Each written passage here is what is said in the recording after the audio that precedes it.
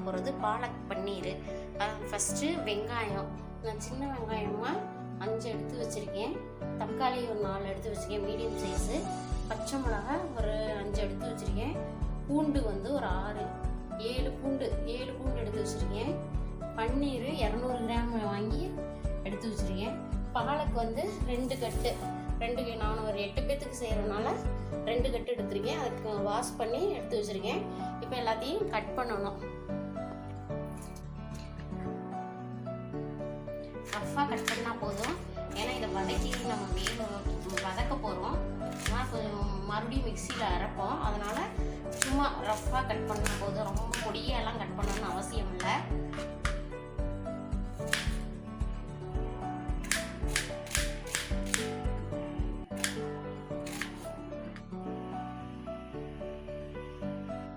ஒரு கடாயில் வந்து கடாயை காய வச்சுட்டு 1 2 3 4 5 6 ஸ்பூனு எல்லாத்தையும் வதக்குறதுக்காண்டி 6 ஸ்பூனு எண்ணெய் ஊற்றிருக்கேன். இந்த ஸ்பூன் நாட்டை 6 ஸ்பூனு நல்லா பார்த்துக்கணும். இந்த ஸ்பூன் நாட்டை 6 ஸ்பூன் ஊற்றிருக்கேன்.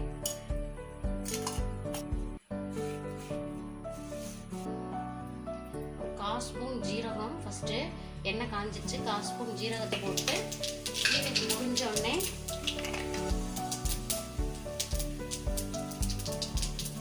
பூண்டு,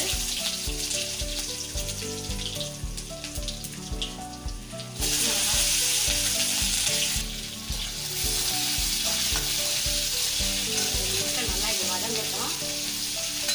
பூண்டு பச்சை மிளகாவும்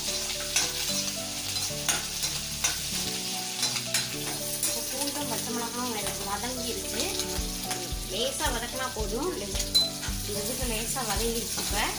இப்போ இல்லை நம்ம வெங்காயம் எடுத்து வச்சுருந்தோம்ல, அது ரஃப்பாக கட் பண்ணி வச்சிருந்த வெங்காயம்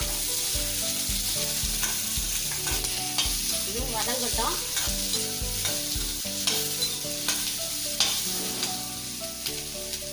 இதையும் கொஞ்சம் மீடியமாக கட் பண்ணிக்கோங்க.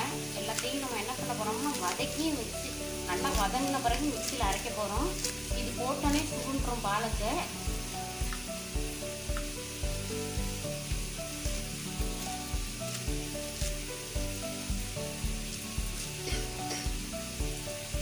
வெங்காயம் நல்லா வதங்கிருச்சு. இந்த அளவுக்கு வதங்கினா போதும்.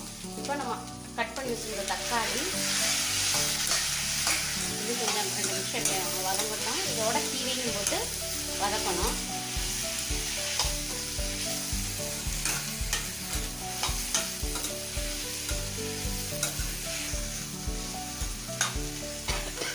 இப்போ தக்காளியும் லைட்டாக வதங்கிடுச்சு. இல்லை இந்த கீரை நம்ம கட் பண்ணி வச்சுருக்க கீரையும் போட்டு வதக்கணும்.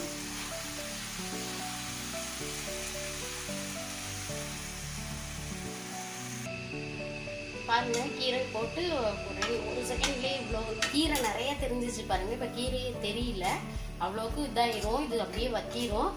பாருங்க, நான் தண்ணியே ஊற்றலை, ஆனால் கீரையில் உள்ள தண்ணி தான் இவ்வளோ இருக்குது. தக்காளி கீரையில் உள்ள தண்ணியை தான். இதெல்லாம் நல்லா வத்தணும். இது அதுக்குள்ளேயும் வெந்துடும். கீரையும் தக்காளி வெங்காயம் எல்லாமே வெந்துடும்.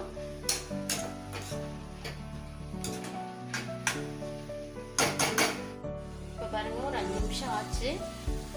தண்ணி எல்லாம் வத்தி இருக்கும். பாருங்க, தண்ணி இல்லை. இப்போ என்ன பண்ணணும்னா, ஏற்கனவே நம்ம பச்சை மிளகாய் ஒரு 4 போட்டிருக்கோம். அதனால் உங்களுக்கு காரம் தேவைன்னா மிளகாத்தூள் ஆட் பண்ணிக்கோங்க. நான் இப்போ நான் இப்போ தனியாத்தூள் போடுறேன். ஒரு 2 ஸ்பூன் தனியாத்தூள் போட்டிருக்கேன். இந்த ஊரில் மிளகா வந்து பச்சை மிளகா வந்து அவ்வளோவா காரம் இருக்காது. அதனால் நாங்கள் கொஞ்சம் காரமாக சாப்பிடுவோம். அதனால் நான் ஒரு ஸ்பூனு மிளகாய் தூள், வெறும் வரமிளகாய் தூள் யூஸ் பண்ணுறேன். 1 ஸ்பூனு. 1 ஸ்பூன் கரம் மசாலா தூள். இப்போ மிளகாத்தூள், மல்லித்தூள், கரம் மசாலா தூள், 1 ஸ்பூன் கரம் மசாலா தூள் போடுறேன் நான். இப்போ எல்லாத்தையும் இதை நல்லா வதக்கணும். இப்போ பச்சை வாடை போகிற அளவுக்கு இதை வதக்கிக்கணும். உங்களுக்கு பச்சை மிளகாய் காரமே போதும்னா நீங்கள் அந்த மிளகாய் தூள் போட வேண்டாம். கரம் மசாலா தூளும் மல்லித்தூளும் போட்டால் போதும். எங்களுக்கு காரம் பத்தாது. இந்த மிளகாவில் வந்து பச்சை மிளகாவில் வந்து இந்த ஊரில் காரம் இருக்காது, அதிகமாக காரம் இருக்காது. அதனால் நான் போட்டிருக்கேன். இப்போ பாருங்கள், இது 2 நிமிஷம் நம்ம மிளகா பொடி போட்டு எல்லாம் நல்லா வதக்கிட்டேன். இப்போ இதில் பச்சை வாடையெல்லாம் போயிடுச்சு. இப்போ அடுப்பு ஆஃப் பண்ணிவிட்டு ஆறின பிறகு மிக்சியில் ஒரு சுற்றுனா போதும். இப்போ நல்லா ஆறிடுச்சு.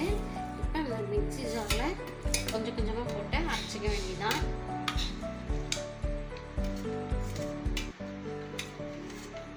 போட்டு அரைச்சிக்கலாம். எல்லாத்தையும் இதில் வலிச்சு போட்டாச்சு. இப்போ அரைச்சிட்டு வந்தாச்சு. பாருங்கள், அரைச்ச கிரேவி இப்படி இருக்குது. இப்போ என்ன ஒரு கடாயில் அடுப்பு பற்ற வச்சுட்டு கடாய் காயட்டும்.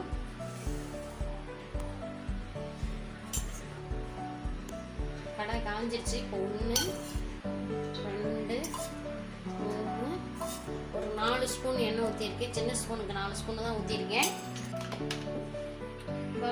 எண்ணெய் காஞ்சிருச்சு. ஒரு 5-6 ஜீரகம் மட்டும்தான், சும்மா வாசனைக்கு ஒரு 5-6 ஜீரகம். ஏற்கனவே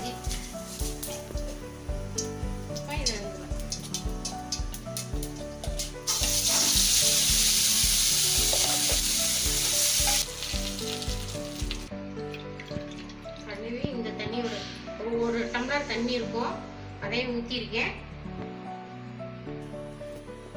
இப்போ அந்த கிரேவியை போட்டு கிண்டி விடுறேன்.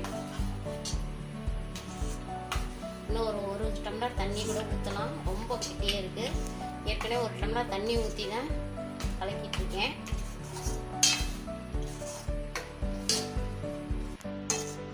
ஏற்கனவே 1 கிளாஸ் தண்ணி ஊற்றிருக்கேன். இப்போ 1/2 கிளாஸ் ஊற்றுறேன்.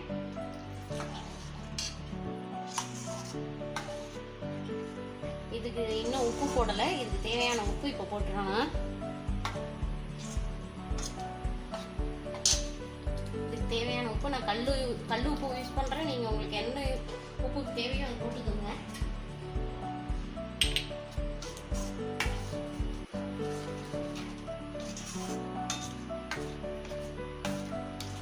இது ஒரு கொதிக்கட்டும். பன்னீரை பாக்ஸ் குட்டி குட்டியாக கட் பண்ணிக்கோங்க. பீஸாக கட் பண்ணிக்கோங்க. உங்களுக்கு எந்த சைஸ் தேவையோ அந்த சைஸ் கட் பண்ணிக்கோங்க. நான் இந்த மாதிரி கட் பண்ணியிருக்கேன். இப்போ ஒரு சின்ன கடாயில் கொஞ்சமாக நெய் ஊற்றி 2 ஸ்பூன் நெய் ஊற்றிருக்கேன். பன்னீரை சும்மா ஜஸ்ட் லைட்டாக அப்படி டச் பண்ணி எடுத்தால் போதும்.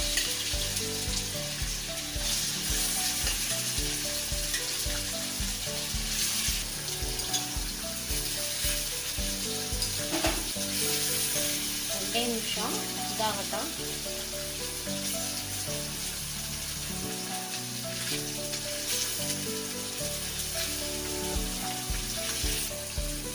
இப்போ 2 நிமிஷம் ஆச்சு.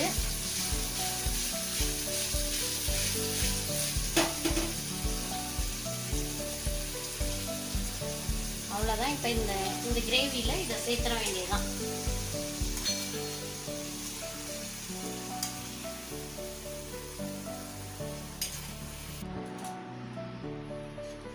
பன்னீர் போட்டாச்சு.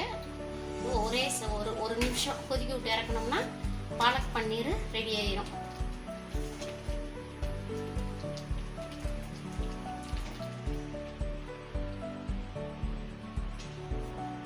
ஒரு நிமிஷம் கொதிச்சோடனே அது ரெடி ஆயிடும்.